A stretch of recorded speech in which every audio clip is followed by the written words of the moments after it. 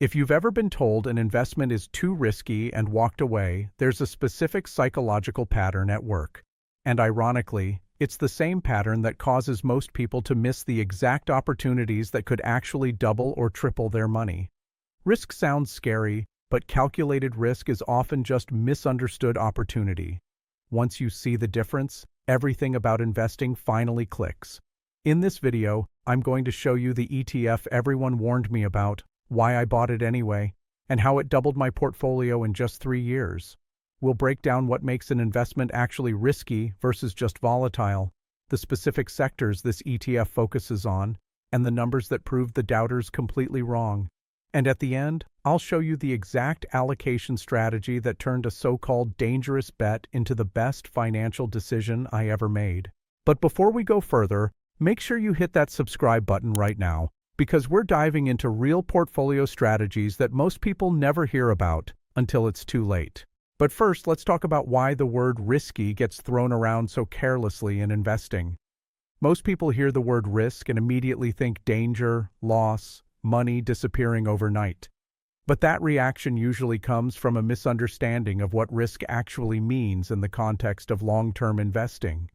When financial advisors, family members, or online commenters call something risky, they're often really talking about volatility, which is just the amount an investment moves up and down in the short term. Volatility feels uncomfortable, especially when you're watching your account balance swing wildly from week to week. But volatility isn't the same as permanent loss. In fact, some of the most volatile investments have historically produced the highest long-term returns. You can see this clearly when you compare different asset classes over time. Since 2000, the S&P 500 has delivered average annual returns around 10%, but it's experienced multiple corrections and crashes along the way. The dot-com bubble burst in 2000 and 2001, wiping out nearly half the market's value in some sectors. The 2008 financial crisis took the market down another 50% from peak to trough. The COVID crash in March 2020 dropped the market over 30% in just a few weeks.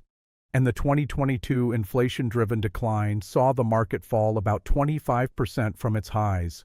Every single one of those drops felt catastrophic in real time.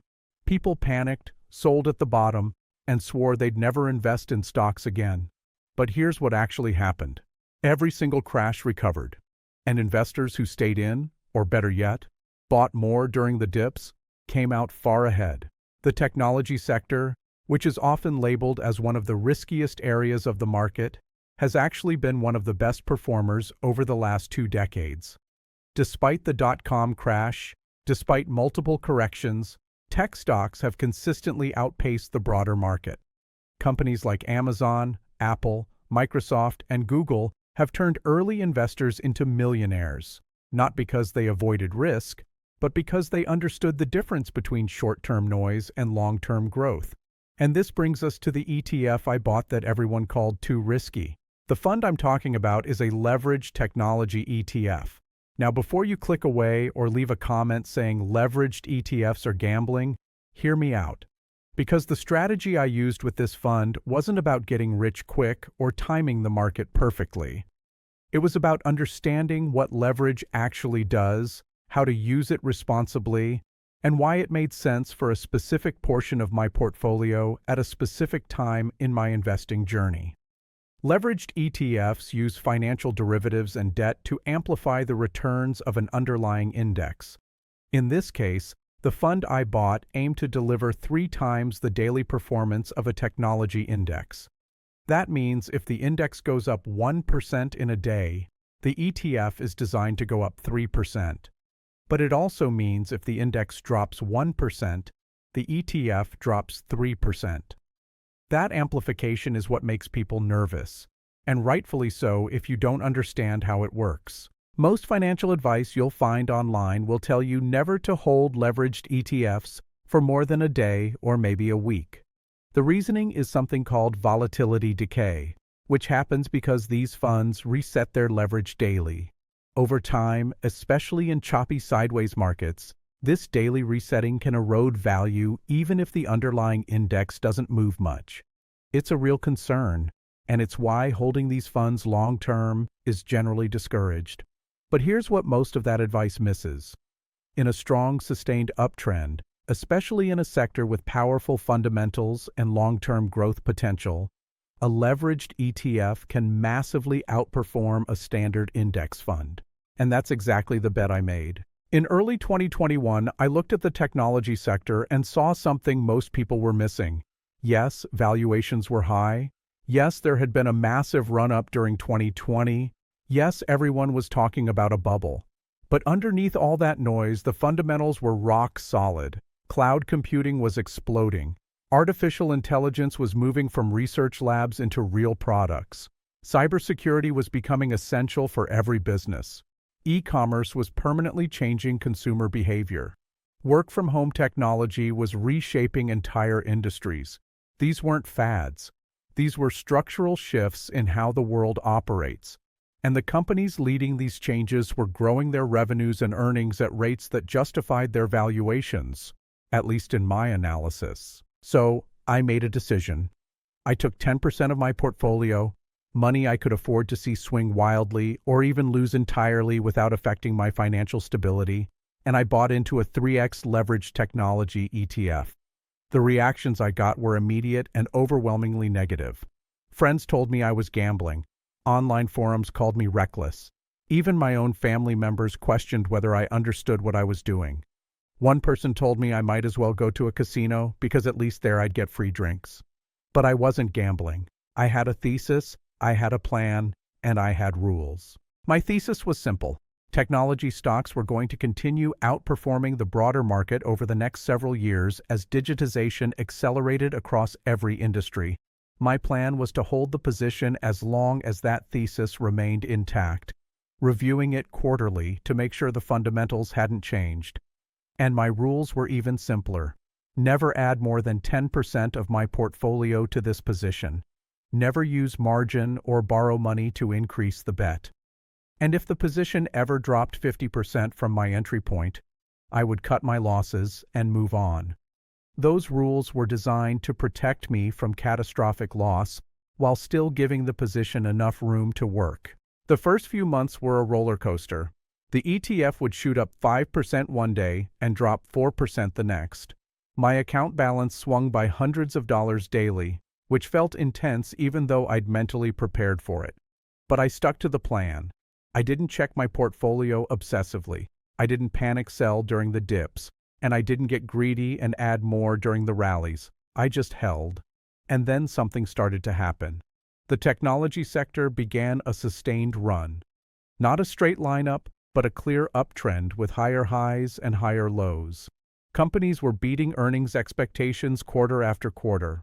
Revenue growth was strong. Profit margins were expanding.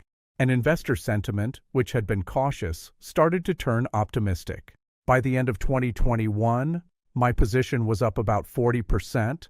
That was already outperforming my expectations, but I wasn't ready to sell. The thesis was still intact, technology was still leading, and the fundamentals were still strong. Then came 2022, and everything changed. Inflation spiked. The Federal Reserve started raising interest rates aggressively. Growth stocks, especially in tech, got hammered. And my leveraged ETF position, which had been my best performer, turned into my worst. It dropped 30%, then 40%, then hovered just above my 50% stop-loss rule. I won't lie, that was painful. Watching months of gains evaporate in weeks tests your discipline in ways you can't fully prepare for. But this is where having rules saved me. I didn't sell in a panic. I stuck to my stop-loss level, and the position never quite hit it. More importantly, I kept reviewing my thesis. Was technology still the future? Yes. Were the companies still growing? Yes. Was the sell-off driven by fundamentals or by macro fear? Clearly, macro fear. So I held through the pain, and by late 2022, the market started to stabilize. By early 2023, technology stocks began recovering. And by mid-2023, they were in a full-blown rally, driven by excitement around artificial intelligence and renewed optimism about economic growth. My leveraged position, which had been underwater for months, roared back to life. It recovered all its losses and then kept climbing. By the end of 2023, I was up over 80% from my original entry point. And by early 2024, just about 3 years after I'd bought in, my position had doubled. That 10% slice of my portfolio had turned into 20% of my total net worth, and it had pulled my overall portfolio returns far above what I would have achieved with a standard index fund approach. Now let's be clear about what actually happened here. This wasn't luck, it wasn't perfect timing, and it wasn't some secret strategy that only professionals know about.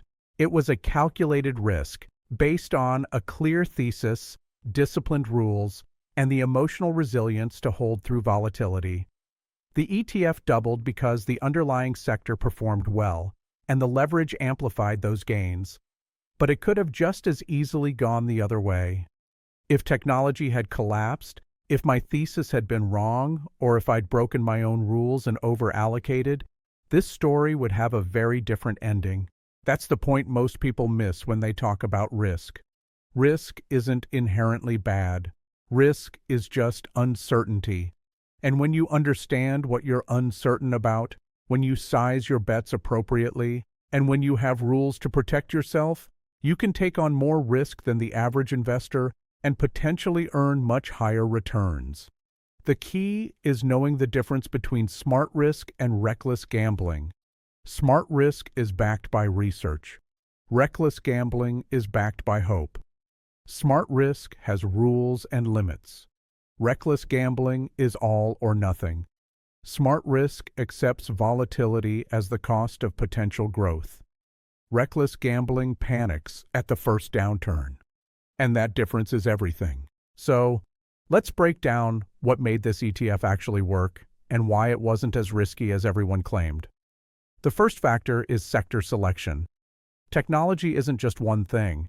It's a massive, diverse category that includes software, hardware, semiconductors, cloud services, artificial intelligence, cybersecurity, e-commerce platforms, and more. The ETF I bought tracked a broad technology index, which meant I wasn't betting on a single company or even a single subsector. I was betting on the entire ecosystem of tech innovation. That diversification within the sector reduced company-specific risk significantly. If one tech giant stumbled, others could pick up the slack. And historically, technology as a sector has been one of the most reliable long-term growth engines in the market. The second factor is timing, but not in the way most people think. I didn't buy at the perfect bottom. I didn't sell at the perfect top. But I did buy at a time when technology adoption was clearly accelerating, and I held through a period when that acceleration continued despite short-term setbacks. The timing that mattered wasn't day-to-day or even month-to-month. It was about being positioned during a multi-year trend. And that kind of timing doesn't require clairvoyance. It just requires paying attention to what's happening in the world and making reasonable assumptions about where things are headed. The third factor is position sizing. This is the most important one. I only allocated 10% of my portfolio to this position. That meant even if it had gone to zero, which was theoretically possible, I would have lost 10% of my net worth. Painful, yes. Devastating, no. That 10% limit gave me the psychological freedom to hold through the volatility without losing sleep. If I'd put 50% or 100% of my money into this ETF, the stress would have been unbearable, and I probably would have panic sold at the worst possible time. Position sizing is what turns a risky bet into a calculated risk. The fourth factor is having an exit plan. I knew going in that I would sell if the position dropped 50%. I also knew I would sell if my thesis changed, if technology stopped outperforming, or if something fundamentally shifted in the market. Having those rules in place meant I wasn't flying blind. I wasn't hoping for the best. I was actively managing risk, even if my approach was mostly hands-off day to day. And when the position eventually doubled, I didn't get greedy. I took half my gains off the table, which locked in a 100% return on half the position, and let the other half continue to ride. That discipline, both on the downside and the upside, is what separates successful risk-taking from reckless gambling. The fifth factor, and this one is often overlooked, is emotional resilience. Holding through a 40% drawdown is brutal. Watching your position lose thousands of dollars in value while everyone around you says, "I told you so," is one of the hardest things you'll do as an investor. But if you can train yourself to separate short-term noise from long-term strategy, if you can stick to your rules even when your emotions are screaming at you to sell, that's when you unlock the real power of calculated risk. And that emotional resilience doesn't come from being fearless. It comes from being prepared, from knowing your limits, and from trusting your process. Now let's talk about the specific mechanics of how leveraged ETFs work, because understanding this is crucial if you ever consider using them. Leveraged ETFs use a combination of derivatives, typically swaps and futures contracts, to amplify the daily returns of an underlying index. The key word there is daily. These funds rebalance every single day to maintain their target leverage ratio. That daily rebalancing is what causes volatility decay in choppy markets, but it's also what allows the fund to deliver amplified returns in trending markets. When the market moves consistently in one direction, the daily compounding works in your favor. Each day's gain builds on the previous day's gain, creating a snowball effect that can far exceed 3 times the index's total return over a longer period. For example, if an index goes up 1% per day for 10 days straight, it doesn't just go up 10% total. Because of compounding, it actually goes up about 10.46%. And a 3x leveraged ETF tracking that index wouldn't just go up 30%. It would go up closer to 34% because the leverage is applied to each day's compounded gain. That's the magic of leverage in a trending market. But the opposite is also true. In a market that goes up one day and down the next, the daily rebalancing eats into returns. The fund can lose value even if the index ends up flat over time. That's volatility decay, and it's a real risk. But in the environment I was investing in, a strong, sustained uptrend in technology, volatility decay was minimal, and the compounding worked heavily in my favor. Another thing to understand is that leveraged ETFs are not meant to be buy and hold forever investments for most people. They're tactical tools.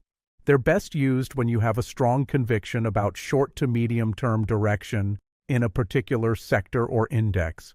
If you're not actively paying attention, if you're not reviewing your thesis regularly, or if you don't have clear rules, these funds can hurt you. But used correctly, they can be incredibly powerful. And that's exactly how I use mine. Let's also address the elephant in the room, the criticism. When I shared my success with this ETF online, the responses were mixed. Some people congratulated me. Some people asked smart questions about my strategy. But a lot of people dismissed the entire thing as luck or survivorship bias. They said I just got lucky with timing. They said leveraged ETFs are designed to fail long-term, and I just happened to catch a good window. They said I was encouraging reckless behavior by sharing my story. And I understand those concerns. But here's the thing. Luck plays a role in every investment. You can do everything right and still lose money if the market moves against you. But that doesn't mean strategy doesn't matter. It doesn't mean research doesn't matter. And it doesn't mean disciplined risk-taking is the same as gambling. What I did wasn't reckless. It was calculated. I didn't bet money I couldn't afford to lose. I didn't ignore the risks. I didn't follow hype or chase memes. I did my homework. I built a thesis. I set rules. And I executed with discipline. The fact that it worked out doesn't mean it was guaranteed. But it also doesn't mean it was pure luck. There's a middle ground. And that's where smart investing lives. And if sharing my story helps even one person think more carefully about risk, position sizing, and strategy, then it's worth the criticism. Now let's look at the numbers in detail because numbers don't lie. When I bought into this ETF in early 2021, the price per share was around $80. I invested $10,000, which gave me about 125 shares. By the end of 2021, the price had climbed to around $112 per share. My position was worth about $14,000, a 40% gain in less than a year. Then came the 2022 downturn. The price dropped to around $65 per share by October 2022. My position was worth about $825, a nearly 19% loss from my original investment and a gut-wrenching 42% drop from the peak. That's when the real test happened. But I held. And by the end of 2023, the price had recovered to around $145 per share. My position was worth about $1,125, an 81% gain from my original entry. By early 2024, just past the 3-year mark, the price hit $160 per share. My position was worth $20,000. I had doubled my money. At that point, I sold half my position, locking in $10,000 in gains and pulling out my original $10,000 investment. I let the remaining $10,000 worth of shares ride, essentially playing with house money from that point forward. And by the end of 2024, those remaining shares had climbed even higher, adding another few $1,000s in gains. In total, over 3 years, that single 10% allocation turned into over $25,000 in value, more than doubling my initial investment and significantly boosting my overall portfolio returns. To put that in perspective, if I had invested that same $10,000 in a standard S&P 500 index fund over the same period, I would have seen returns somewhere around 40% to 50% total, turning my $10,000 into maybe $14,000 to $15,000. That's still good, but nowhere near the doubling I achieved with the leverage tech ETF. The difference was the leverage and the sector focus. And yes, the risk was higher, but the reward was proportionally higher as well. That's the trade-off, and it's a trade-off I was willing to make with a small, controlled portion of my portfolio. Now here's the part that really matters. The success of this investment didn't come from the ETF itself. The ETF was just a tool. The success came from the strategy, the research, the discipline, and the emotional resilience to execute the plan even when it felt uncomfortable. And those are skills anyone can develop. You don't need to be a professional investor. You don't need a finance degree. You don't need inside information. You just need to be willing to think independently, do your homework, and manage risk intelligently. So, what does this mean for you? Should you go out and buy a leveraged ETF tomorrow? Probably not, at least not without doing a lot of research first. But should you reconsider what risk really means? Absolutely. Should you think about whether you're avoiding opportunities simply because they're labeled as risky? Definitely. And should you start developing the skills to evaluate investments based on thesis, strategy, and discipline rather than fear and herd mentality? Without a doubt. Because here's the truth. The investments that everyone calls safe are often the ones that barely keep up with inflation. And the investments that everyone calls risky are sometimes the ones that change your financial future. The key is knowing the difference and having the courage to act when the opportunity is real. Let me also talk about the specific ETF structure and why it mattered. The fund I bought wasn't just any leveraged ETF. It tracked a well-established technology index that included large, profitable companies with strong balance sheets. It wasn't focused on speculative penny stocks or unproven startups. The underlying holdings were companies like Apple, Microsoft, Nvidia, Amazon, and Google. These are some of the most valuable and innovative companies in the world. Yes, the leverage amplified both gains and losses. But the foundation was solid. That's a critical distinction. Leverage on top of garbage is just amplified garbage. Leverage on top of quality is amplified quality. And that's why sector selection and understanding what you own matters so much. Another lesson I learned through this experience is the importance of tuning out noise. In 2021 and 2022, financial media was full of contradictory opinions. One day, tech stocks were the future. The next day, they were overvalued bubbles about to pop. One week, inflation was transitory. The next week, it was out of control. One month, the Fed was going to pause rate hikes. The next month, they were going to keep hiking aggressively. It was constant whiplash. And if I had tried to trade based on headlines or sentiment, I would have been stopped out a dozen times and missed the entire move. Instead, I focused on my thesis and my rules. I ignored the noise. And that discipline paid off massively. This brings me to a broader point about investing psychology. Most people lose money not because they pick bad investments, but because they can't handle the emotional ups and downs. They buy when they feel greedy and sell when they feel scared. They chase performance after it's already happened and abandon positions right before they recover. It's not a knowledge problem. It's an emotional problem. And the only way to fix it is to have a plan, stick to the plan, and train yourself to separate feelings from strategy. That's what I did with this ETF. I felt scared during the drawdown. I felt euphoric during the rally, but I didn't let those feelings dictate my actions. I let my rules dictate my actions. And that made all the difference. And here's the kicker. Because I took half my gains off the table when the position doubled, I was able to reinvest that $10,000 into other opportunities. I put some into dividend growth stocks for passive income. I put some into international funds for diversification. And I kept some in cash for future opportunities. That's the beauty of successful risk-taking. It doesn't just grow one position. It creates capital that you can deploy across your entire portfolio, compounding your success over time. Finally, let's address the question everyone always asks. Would I do it again? Absolutely, but only under the right conditions. I would never put a large percentage of my portfolio into a leveraged ETF. I would never buy one without a clear thesis and exit plan. And I would never hold one through a period where my thesis had changed.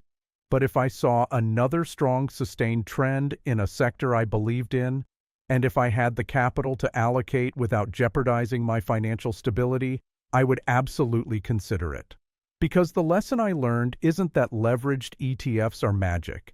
It's that intelligent risk-taking, backed by research and discipline, is one of the most powerful tools in investing. So, if you take one thing away from this video, let it be this. Don't let other people's fear dictate your financial decisions. Don't avoid opportunities just because they're labeled as risky. And don't assume that playing it safe is actually the safest strategy. Sometimes the riskiest move is not taking any risk at all because you end up with returns that barely keep up with inflation and a portfolio that never grows beyond mediocre. The ETF I bought wasn't too risky. It was just misunderstood. And by understanding it, by respecting it, and by using it correctly, I turned it into the best investment decision I've made in years. If you want to see another strategy that flips conventional investing wisdom on its head, check out the video on your screen right now.